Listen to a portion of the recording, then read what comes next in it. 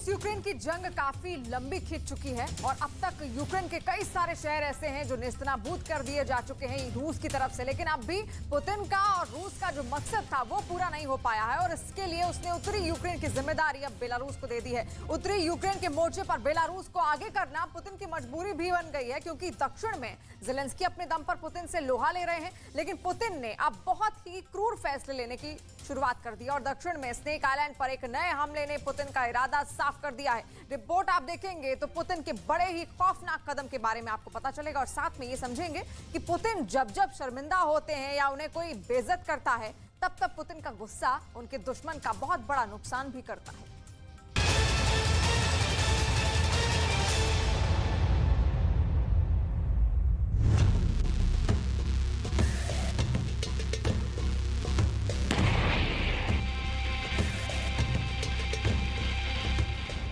Snake island से पीछे हटने के बाद फिर वही हुआ जिसका ज़ेलेंस्की को सबसे ज्यादा डर था।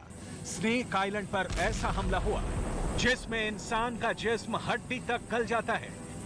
ये है फॉस्फोरस बम जिसकी दहशत ने ज़ेलेंस्की और उनकी फौज की नींद उड़ा दी है।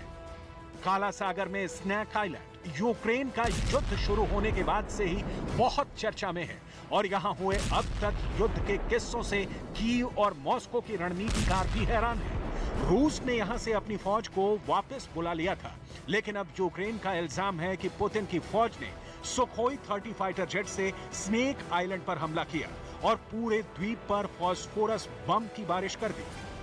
इस हमले का इंफ्रारेड वीडियो देखेंगे तो पता चलेगा जब एक विमान इस आइलैंड पर नीची उड़ान भरते हुए 2 बम गिराते हुए नजर आता है। स्नेक आइलैंड अब तक बहुत ही खतरनाक हमले देख चुका है। रूस और यूक्रेन की फौज के बीच भीषण जंग देख चुका है और अब उस पर फॉस्फोरस बम के हमले से पता चलता है कि इस आइलैंड को लेकर लड़ाई ज़ेलेंस्की और पुतिन के बीच पर्सनल हो चुकी है। यूक्रेन में इससे पहले फॉस्फोरस बम गिराने की खबर मारियुपोल से आई थी, जब अजोवस्ताल स्टील प्लांट पर हमले के बाद इसके इस्तेमाल का आरोप लगाया गया था। यूक्रेन का युद्ध जब 5वें महीने में चल रहा था तब ऐसे हमलों को लेकर दहशत और ज्यादा बढ़ गई थी। फॉस्फोरस बम गिराए जाने के बाद यह आसमान में एक सफेद निशान छोड़ता है। एक अंतर्राष्ट्रीय कानून के तहत आम नागरिकों के खिलाफ इस घातक हथियार का इस्तेमाल प्रतिबंधित है। फॉस्फोरस बम 2 तरह से जिस्म को सीधे तौर पर नुकसान पहुंचाता है। पहला, ये शरीर को झुलसा देता है और दूसरा, धुएं से इंसान का दम घुट जाता है, क्योंकि जब ये ऑक्सीजन के संपर्क में आता है तो जलने लगता है और इससे जहरीला धुआं पैदा होता है। अगर इस बम के कण जिस्म तक पहुंचते हैं तो बुरी तरह जला देते हैं। ज़ेलेंस्की इस मुद्दे को कई बार उठा चुके हैं। इसे वो पुतिन का वॉर क्राइम बताकर पूरी दुनिया से रूस के खिलाफ सख्त कार्रवाई की अपील करते रहे। В Україні загинуло вже 287 дітей. І це тільки те, що ми знаємо офіційно. Ми поки не знаємо, скільки загиблих були поховані в братських могилах на окупованих територіях і скільки тіл залишилось в розвалинах будинків у містах, які російська армія поки контролює. За вбивства і катування, за депортації, за зруйновані міста, за застосування заборонених боєприпасів, зокрема фосфорних бомб, за шантаж хімічною ядерною зброєю, за все це будь-яка держава, і це не тільки Росія, будь-яка повинна відповідати. І ми можемо зробити це можливим, якщо будемо діяти узгоджено. Хоча Росія, звичайно, буде намагатись зробити і це неможливо. Пані та панове, я вдячний вам за підтримку України, я вдячний вам за увагу до нашої держави, але пам'ятайте, що це підтримка і увага не тільки для України, а й для вас самих, для того, щоб ваше майбутнє було безпечним. Саме на полі бою в Україні вирішується, за якими правилами. पुतिन के जुल्म का जिक्र तो ज़ेलेंस्की जंग की शुरुआत से कर रहे हैं, लेकिन स्नेक आइलैंड पर उनका दोबारा कब्जा यूक्रेन की फौज के लिए हौसला बुलंद होने वाली बात है। इस युद्ध में शुरुआत से ही स्नेक आइलैंड एक रहस्यमयी जगह रही। दुनिया में जो लोग इसके बारे में नहीं जानते उनको ये भी बताया गया कि यहाँ सांप पाए जाते हैं, लेकिन ये सच नहीं है। यूक्रेन का स्नेक आइलैंड फुटबॉल के 20 मैदानों जितना बड़ा द्वीप है। और यहाँ हमेशा फौज तैनात रहती है। अभी यहाँ आम लोगों की कोई आबादी नहीं है। यहाँ से यूक्रेन का तट करीब 35 किलोमीटर दूर है। यहाँ से काला सागर के उस रास्ते को कंट्रोल किया जा सकता है जहाँ से यूक्रेन के ओदेसा पोर्ट तक का रास्ता है।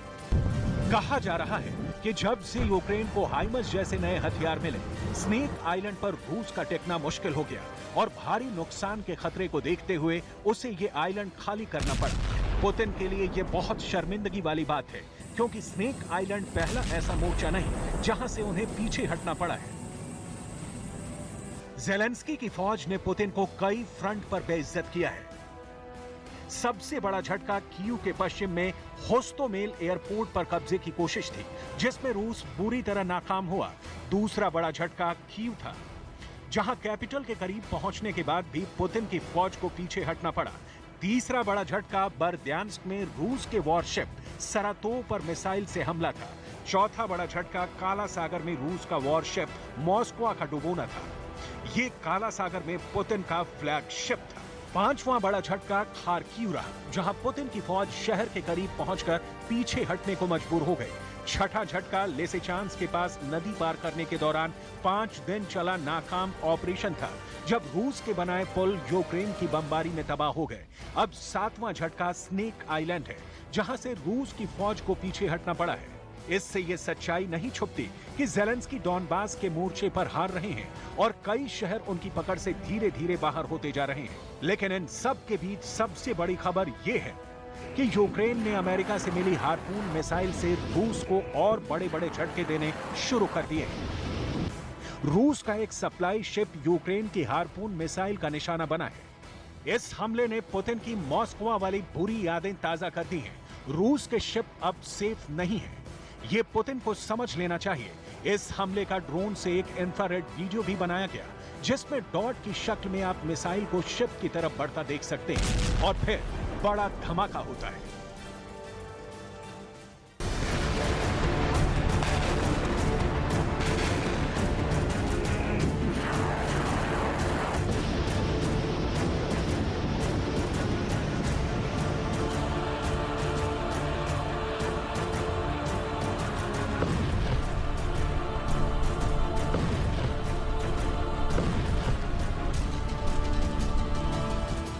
यही वजह है कि हार्पून इस वक्त ज़ेलेंस्की की सबसे पसंदीदा मिसाइल बनती जा रही है। हार्पून मिसाइल की ताकत और रेंज समझेंगे तो पता चलेगा कि इस मिसाइल को लेकर रूस कितने खतरे में जंग लड़ रहा है।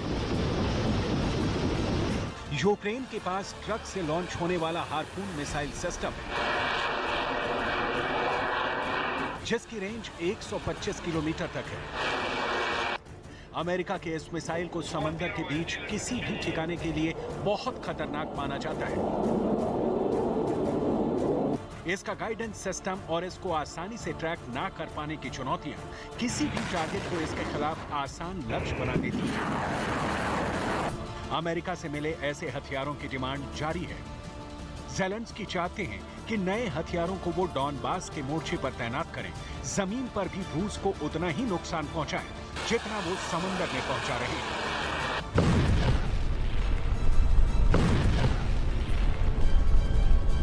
Я особливо вдячний сьогодні Сполученим Штатам Америки, особисто Байдену, за оголошений саме сьогодні новий пакет підтримки для України, який включає дуже потужні системи NASAMS, зенітний ракетний комплекс, який суттєво посилить нашу протиповітряну оборону. Ми багато працювали заради такого постачання. Загалом цей пакет важить $820 мільйонів, і окрім NASAMS містить також боєприпаси для артилерії та радарів. वैसे हार्पून जैसी ही एक मिसाइल से ज़ेलेंस्की ने रूस के मॉस्को शिप को डुबो दिया था। लेकिन तब यूक्रेन की फौज ने अपनी नेपच्यून एंटी शिप मिसाइल का इस्तेमाल किया था और इससे रूस को बहुत बड़ा झटका दिया था। मॉस्को को डुबाना पुतिन के लिए 440 वोल्ट का जोरदार शॉक था और इसमें छुपा था ज़ेलेंस्की का गुस्सा। ये आज भी यूक्रेन युद्ध में रूस को अब तक का सबसे बड़ा नुकसान कहा जाता है। जब यूक्रेन ने इस पर अपनी नेपच्यून एंटी शिप मिसाइल से हमला किया तो देखिए क्या हुआ।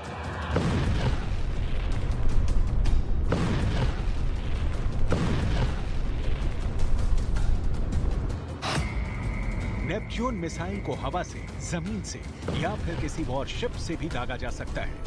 दुश्मन के रेडार से बचने के लिए ये मिसाइल अपने टर्मिनल फेज यानी आखिरी दौर की उड़ान के दौरान समंदर की सतह से 10 मीटर की ऊंचाई पर उड़ती है।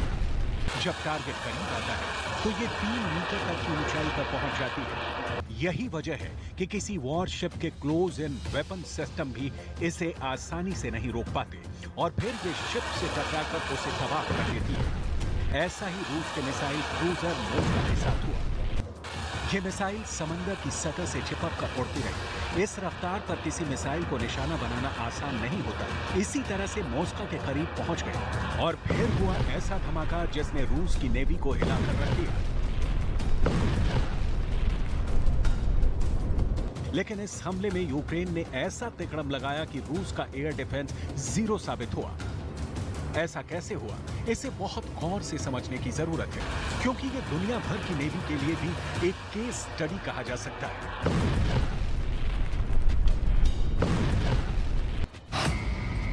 नेपच्यून मिसाइल आवाज की रफ्तार से कम स्पीड से चलती है, यानी करीब 1000 किलोमीटर प्रति घंटा।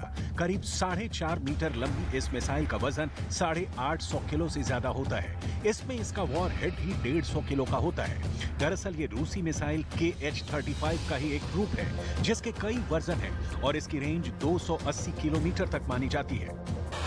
नेपच्यून मिसाइल को मॉस्को में लगे क्लोज एंड वेपन सिस्टम जैसे AK-630 जो 1 मिनट में 4000 राउंड यानी 30 मिलीमीटर की 4000 गोलियां दाग सकता है, जो किसी भी वॉरशिप के मिसाइल से बचने के लिए आखिरी हथियार होता है। वो AK-630 सिस्टम 2 नेपच्यून मिसाइलों के हमले को रोकने में नाकाम रहे। दोनों मिसाइल बहुत तेज रफ्तार से मॉस्को से जा टकराए। अब यूक्रेन कामयाब कैसे हुआ, इसे समझिए। जो नई रिपोर्ट आई है उसके मुताबिक यूक्रेन और नेटो देश मॉस्को को लंबे वक्त से ट्रैक कर रहे थे। 13 अप्रैल 2022 को मॉस्को ओडेसा के पास ब्लैक सी में था। ऐसे में रूस को धोखा देने के लिए यूक्रेन अपने TB2 ड्रोन को मॉस्को की रेंज में ले गया, जिसे काउंटर करने के लिए जहाज के एयर डिफेंस सिस्टम बिजी हो गए। बस इसी वक्त यूक्रेन ने अपनी 2 नेपच्यून मिसाइल दागी, जो नीची उड़ान भरते हुए मॉस्को से जा टकराई। कुल मिलाकर ये ज़ेलेंस्की का धोखा था, छल था और उनकी अय्यारी थी, जिसके आगे पुतिन कुछ नहीं कर पाए। तब पुतिन ने 3 हफ्तों के अंदर अपने 2 बड़े वॉरशिप यूक्रेन के मिसाइलों के हाथों खो दिए थे। ऐसे में अब स्नेक आइलैंड का हाथ से जाना पुतिन के लिए एक और हौसला पस्त करने वाला एपिसोड है। यूक्रेन का पूरा फोकस इस वक्त काला सागर के मोर्चे पर है। За наявною інформацією, з 1 липня 2022 року розпочато ротацію підрозділів Збройних сил Республіки Білорусь в Брестській області. Посилюється система протиповітряної оборони за рахунок підрозділів Східного військового округу Збройних сил Російської Федерації. डॉनबास में पुतिन चाहे जीत रहे हो, उनकी फौज सेवरोडोनेट्स्क के बाद लिसिचांस्क के आसपास मौजूद है। लेकिन काला सागर के मोर्चे पर अब भी ज़ेलेंस्की की फौज पुतिन पर भारी पड़ रही है, जबकि यूक्रेन की ना के बराबर नौसेना भी बहुत पहले खत्म हो चुकी है।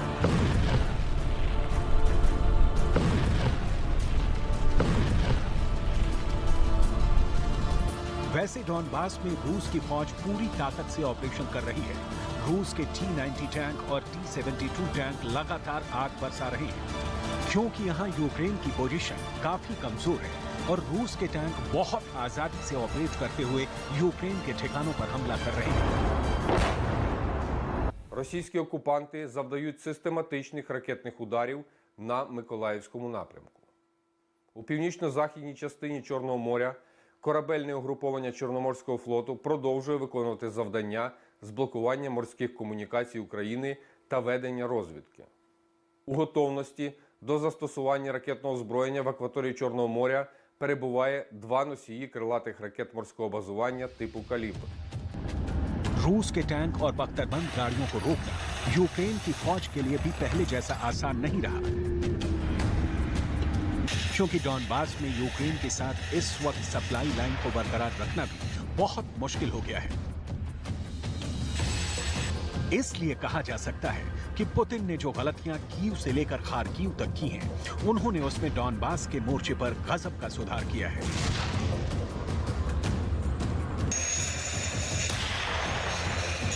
और इसके नतीजे भी देखने को मिल रहे हैं। लेकिन यूक्रेन के समुद्री किनारों को पूरी तरह बांधना अब भी रूस के लिए मुश्किल साबित हो रहा है।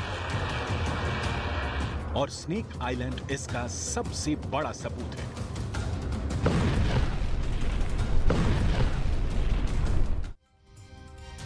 लगातार रूस बमबारी कर रहा है। अब भी यूक्रेन के कई शहर उसने अब तक तबाह कर दिए हैं, लेकिन साथ साथ पुतिन अपनी स्ट्रैटेजी में फेरबदल लगातार करते आए हैं। और ऐसे में आपको ये भी बता दें कि अब पुतिन ने अपना एक नया दुश्मन ढूंढ लिया है और पुतिन ज़ेलेंस्की को हरा देंगे, इसमें किसी को कोई शक नहीं है। लेकिन यूक्रेन के बाद पुतिन का अगला टारगेट कौन होगा? अब पूरी दुनिया इसी सवाल का जवाब जानना चाहती है। तो आपको बता दें कि उस नई लोकेशन का इशारा मिलने लगा है जहां पर पुतिन अपने दुश्मनों पर नया हमला कर सकते हैं। और देखा जाए तो उन्होंने ये हमला करना शुरू भी कर दिया है। तो देखिए कि पुतिन का नया ज़ेलेंस्की आखिर कौन है।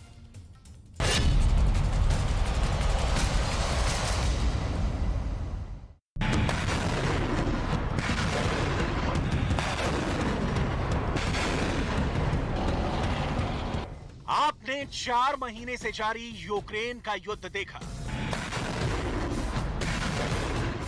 आपने साल के 12 महीने तक उबलता हुआ दक्षिण चीन सागर देखा।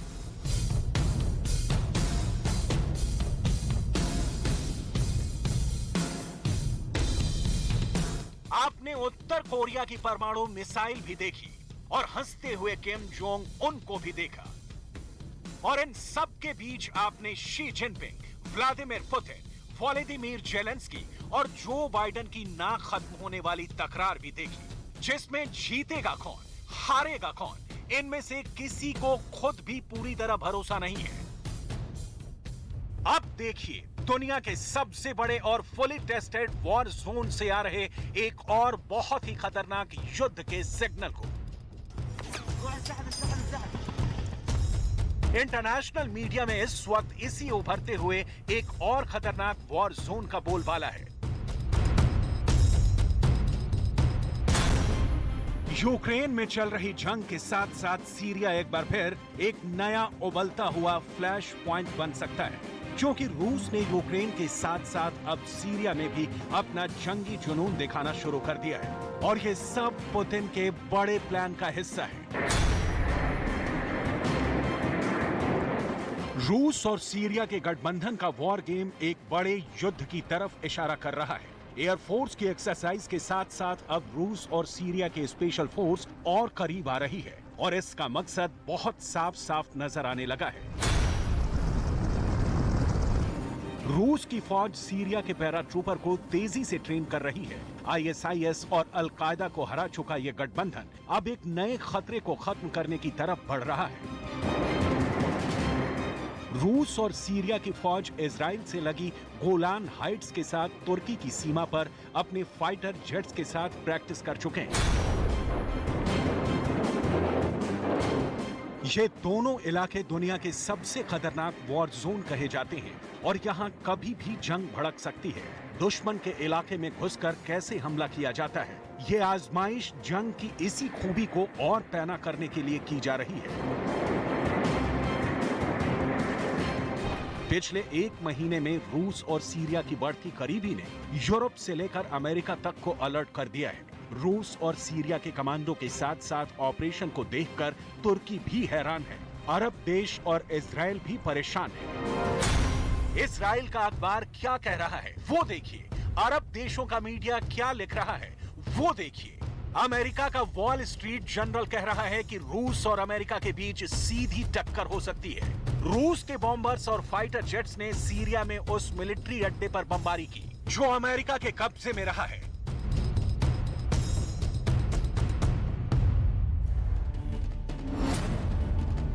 ये है सीरिया और जॉर्डन के बॉर्डर पर अल तंफ मिलिट्री बेस, जहां से अमेरिका सीरिया में अपना मिलिट्री मिशन चलाता रहा है।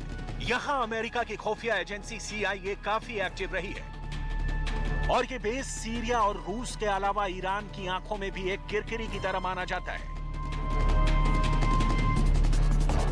यही वजह है कि इस वक्त ईरान की स्पेशल फोर्स भी सीरिया में बहुत ज्यादा एक्टिव हो चुकी है। हालांकि वो हमेशा इजराइल के टारगेट पर रहती है, लेकिन इस वक्त सीरिया में अमेरिका के मिलिट्री अड्डे पर हमले को लेकर ईरान का हौसला भी बढ़ गया है। ईरान का सरकारी मीडिया क्या वार्निंग दे रहा है वो भी देखिए। कैसे सीरिया के अंदर मई में ही युद्ध के बड़े इशारे मिलने शुरू हो गए थे और अमेरिका की प्रेस में क्या छप रहा है वो तो जरूर देखिए, क्योंकि पश्चिम एशिया, जिसे वेस्ट मिडिल ईस्ट कहता है, वहां सीरिया एक बार फिर गर्म हो रहा है। इस वक्त सीरिया में नए युद्ध की शुरुआत वाली तपिश महसूस की जा सकती है। सीरिया वो देश है जिसने पिछले 10 सालों में सबसे खतरनाक आतंकी संगठन आईसिस का मुकाबला किया, जिसने अलकायदा को भी हराया और कई शहरों में इन आतंकवादियों का जुल्म खत्म किया। वही सीरिया अब अमेरिका और रूस का बड़ा अखाड़ा बनने जा रहा है। यूक्रेन में चल रहे युद्ध के बीच अगर सीरिया में फिर जंग शुरू हुई और दुनिया ने अमेरिका और रूस की एक और टक्कर देखी, तो सब जानते हैं कि इसमें नुकसान किसका होगा, लेकिन फायदा कौन कमाएगा, यही सोचने वाली बात है। अमेरिका सीरिया में बशर अल असद की सरकार के खिलाफ काम करता रहा है। अमेरिका सीरिया में बशर अल असद की सरकार के खिलाफ काम करता रहा है और अल तन्फ बॉर्डर पर मौजूद उसके मिलिट्री बेस पर ऐसे मिलिशिया और संगठनों को ट्रेनिंग या मदद दी जा रही है जो असद सरकार के खिलाफ काम कर रहे हैं। रिपोर्ट्स हैं कि रूस ने अटैक से पहले अमेरिका को आगाह कर दिया था कि वो उन ठिकानों पर हमला करने जा रहा है जहां से सीरिया की सेना पर अटैक किया जा रहा है। इसके बाद रूस के 2 बॉम्बर्स सुखोई 34 और सुखोई 24 से अल तन्फ मिलिट्री बेस के पास लगातार हमले किए गए। रूस का सुखोई 34 और सुखोई 24 2015 के बाद से ही सीरिया में तैनात रहे हैं और ये आईसिस के खिलाफ रूस की बमबारी वाले मिशन का बड़ा हिस्सा रहे हैं। लेकिन अचानक इनके हमले और वो भी अमेरिका के मिलिट्री अड्डे के बहुत करीब बमबारी किया जाना, ये दिखाता है कि रूस अब अमेरिका को सीरिया से पूरी तरह भगाना चाहता है। ये बाइडेन के लिए बहुत बड़ा चैलेंज है, क्योंकि रूस ने यूक्रेन में भी ऐसी ही नीति पर काम किया है जिसमें अमेरिका सीधा दखल ना दे पाए, और नेटो की भी हालत ऐसी है कि बाउंड्री पार से बैठकर ही सब कुछ देख रहा है। सीरिया में रूस और अमेरिका की डायरेक्ट टक्कर हो रही है। कुछ ही दिन पहले रूस के सुखोई 34 और अमेरिका के F-16 फाइटर जेट का आमना सामना हो गया था, जिसके बाद रूस ने अपने विमान खामोशी से वापस बुला लिए। लेकिन अल तन्फ पर अटैक के दौरान पुतिन का इरादा साफ था। वो अमेरिका को बताना चाहते थे कि सीरिया की जमीन पर उसकी मौजूदगी अब रूस को मंजूर नहीं है। इस वक्त सीरिया जॉर्डन बॉर्डर पर मौजूद अल तन्फ मिलिट्री बेस पर अमेरिका के 200 से ज्यादा सैनिक तैनात हैं। हालांकि सीरिया, रूस और ईरान ने मिलकर आईसिस को हरा दिया है। बगदादी भी मारा जा चुका है। आईसिस की लीडरशिप खत्म हो चुकी है, लेकिन अमेरिका की फौज यहाँ मौजूद है और वो उन ताकत को भी अब हवा दे रही है जो बशर अल असद के खिलाफ काम कर रही है। هدفه حرمان الحكومة السورية من العائدات النفطية، ليس كبيع وإنما على الأقل للاستهلاك المحلي، خاصة وأننا نشهد أزمة كبيرة جدا في الطاقة بالنسبة لسوريا. الهدف الثاني طبعا هو تمويل المجموعات التابعة لواشنطن في سوريا. जून की शुरुआत में ही अमेरिका को समझाने के लिए रूस और सीरिया ने एक ज्वाइंट एक्सरसाइज की थी, जिसमें रूस और सीरिया के फाइटर जेट शामिल हुए थे। इस युद्धाभ्यास में दुनिया ने एक बार फिर बॉम्बर्स वाला मुकाबला देखा।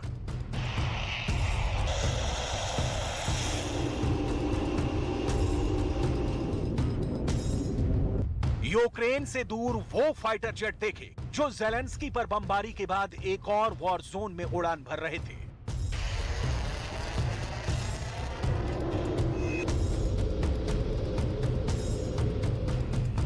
यहां रशियन एयरफोर्स का सुखोई 24 भी युद्धाभ्यास में शामिल रहा।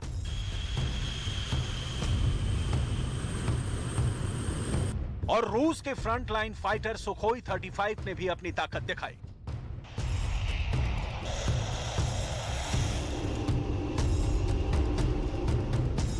दुनिया सवाल पूछने लगी कि रूस के ये फाइटर बॉम्बर आखिर सीरिया में फिर इतने सक्रिय क्यों हो गए हैं और वो किस लिए इतनी बड़ी तादाद में ऑपरेट कर रहे हैं, क्योंकि यूक्रेन युद्ध के बीच रूस की एयरफोर्स का कहीं और पहुंचना बड़ी खबर बनना ही था। और फिर पर्दा हटा, रशियन एयरफोर्स के साथ सीरिया के फाइटर जेट भी दिखने लगे। ये है सीरिया का MiG-23। ये वो जेट है जो पुराना तो जरूर है, लेकिन आईसिस को खत्म करने के लिए इसने भी बड़ा काम किया है। सीरिया और रूस की वायुसेना का युद्धाभ्यास अमेरिका को सीधा पैगाम है कि इस वॉर जोन में उसके दिन पूरे हो चुके हैं और यूक्रेन के बाद उसे ये जमीन भी छोड़ देनी चाहिए।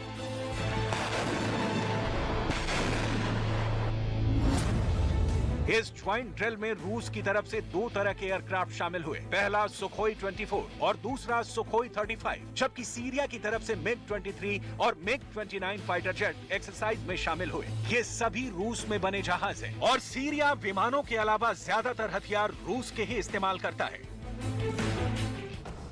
इस युद्धाभ्यास में रूस के फाइटर जेट्स ने सीरिया के लड़ाकू विमानों को कवर देने की प्रैक्टिस की। दोनों तरफ के विमानों ने रात में भी जंग लड़ने के तरीके आजमाए। रशियन एयरफोर्स और सीरिया की वायुसेना का एक साथ आना नया नहीं, लेकिन इस बार इनकी ज्वाइंट फ्लाइट्स की टाइमिंग मायने रखती है। हाल में इजराइल की तरफ से सीरिया के फौजी ठिकानों पर हमले बढ़े हैं और ऐसे में पुतिन का यहां अपने फाइटर बॉम्बर भेजना बड़ी बात कही जाएगी। पुतिन अमेरिका को भी बताना चाहते हैं कि दुनिया में यूक्रेन ही एक वॉर जोन नहीं है। पुतिन ये भी बताना चाहते हैं कि उनकी रेंज अनलिमिटेड है और उनके दायरे को छोटा ना समझा जाए, क्योंकि पुतिन ने साफ साफ दिखाने की कोशिश की है कि उनकी रेंज यूक्रेन के बाहर सीरिया तक है। पुतिन बताना चाहते हैं कि यूक्रेन से आगे भी जरूरत पड़ी तो उनकी एयरफोर्स बमबारी के लिए तैयार रहेगी। वो दुनिया में कहीं भी किसी से भी निपटने के लिए तैयार है, चाहे वो नेटो हो, अमेरिका हो या फिर अमेरिका के दोस्त हो। हालांकि पुतिन का सीरिया में दखल एक और जरूरत भी साबित करता है जो पूरी नहीं हो रही। यूक्रेन में चल रही जंग में रूस को और मिलिशिया चाहिए जो उनको सीरिया से मिल सकते हैं, लेकिन सीरिया से रिपोर्ट आई है कि पुतिन को यहां से किराए वाले लड़ाके नहीं मिल रहे। सीरिया में पुतिन ने फौजी जुटाने की कोशिश की, लेकिन कुछ काम नहीं आया। रूस ने सीरिया के लड़ाकों को लड़ने के लिए $3000 देने का वादा किया। अगर कोई लड़ाका घायल होता है तो उसे $7000 देने की बात कही, और अगर कोई लड़ाका जंग में मारा जाता है तो उसके परिवार को सभी सुविधाएं देने के साथ $15000 का बीमा भी कराने का वादा किया। इसके बाद दावा किया गया कि 40000 लड़ाकों ने नाम रजिस्टर भी करवाया, लेकिन इसकी कोई पुष्टि नहीं की जा सकती। कुल मिलाकर यूक्रेन में चल रहे युद्ध के साथ दुनिया में एक और वॉर जोन बन सकता है। सीरिया पिछले एक दशक से इसका प्लेग्राउंड रहा है, क्योंकि रूस के विमानों ने अब एक बार फिर से सीरिया के आसमान में उड़ान भरनी शुरू कर दी है और वो अब अमेरिका की सेना को डराने वाली बमबारी भी कर रहा है।